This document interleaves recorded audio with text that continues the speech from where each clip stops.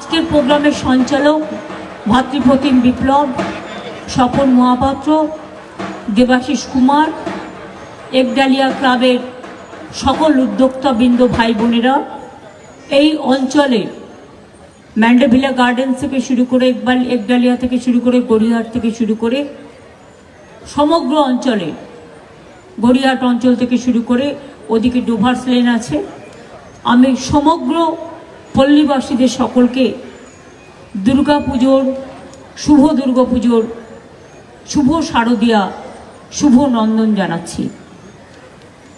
এইখানটা আসলে অনেক স্মৃতি ভেসে আসে।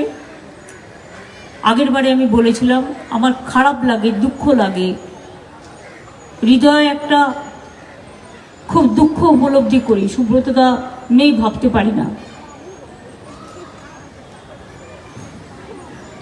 যাক গিয়ে, আমি এখনো মনে করি তিনি আমাদের মধ্যেই আছেন। এক সময় ছোটবেলায় আমি যখন কলেজ রাজনীতি করতাম, বৌদি জানে, প্রতিদিন আমার পালা করে সকাল 9টায় সুব্রতদের বাড়িতে আমি আসতাম। ছাত্র রাজনীতির সেই দিনগুলো আমি নিশ্চয়ই ভুলব না। মানুষটা এত খোলামেলা, দিল খোলা মানুষ ছিলেন, আর খুব উইটি ছিলেন। এত ভালো কথা বলতেন যে মানুষকে দুঃখের মধ্যেও হাসিয়ে ছাড়তেন। এই মানুষগুলো চলে গেলে আর ফিরে আসে না।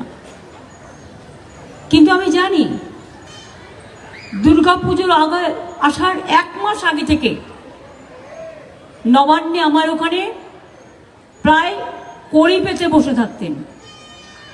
বল, কবে যাবি এভারগ্রিন, কবে যাবি এভারগ্রিন, আগে আমায় টাইম দে, আগে আমায় টাইম দে। যতক্ষণ টাইমটা না পেত ততক্ষণ বসে থাকত। এভারগ্রিনে যেতেই হবে।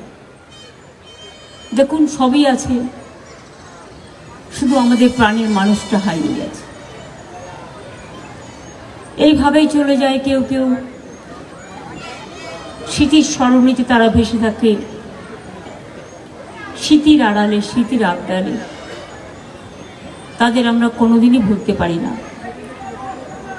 আর একটা, আমি এখানে আসলে আমাকে একটা রিকোয়েস্ট করতো, যেটা আমি এবার অন্য জায়গায় করতে সময় পাচ্ছি না, কারণ আজকেও আমায় তিধারা থেকে সব 25টা পুজো উদ্বোধন করার, কলকাতার পরে প্রায় 400 পুজো উদ্বোধন করতে হবে জেলায়।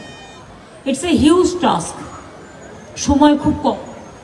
তাই তার জন্য অন্য জায়গায় এটা আমি করতে পারছি না, সময় নেই বলে।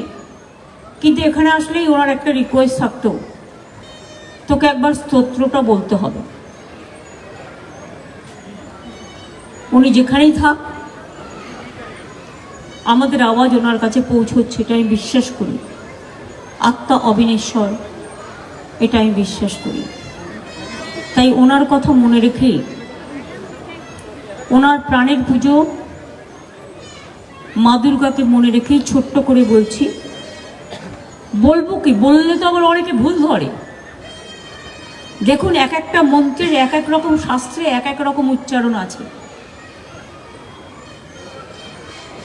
এক একটা সঙ্গীতের এক এক রকম ধারা আছে। আমি যেটা বলি সেটা আমার ঘরানা থেকে বলি। এই ঘরানাটা কারো পছন্দ হতেও পারে, নাও হতে পারে। পঞ্জিকার যেমন অনেকগুলো মত আছে, চণ্ডী পাঠেরও অনেক মত আছে।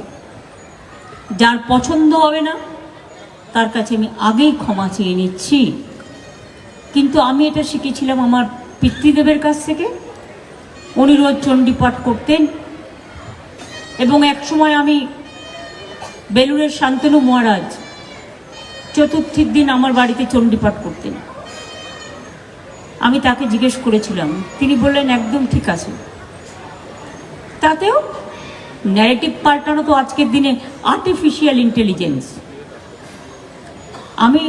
আপনারা আমায় দেখবেন, আমার গলা শুনতে পাবেন, কিন্তু লোকটা আমি নই। এসব বেরিয়ে গেছে।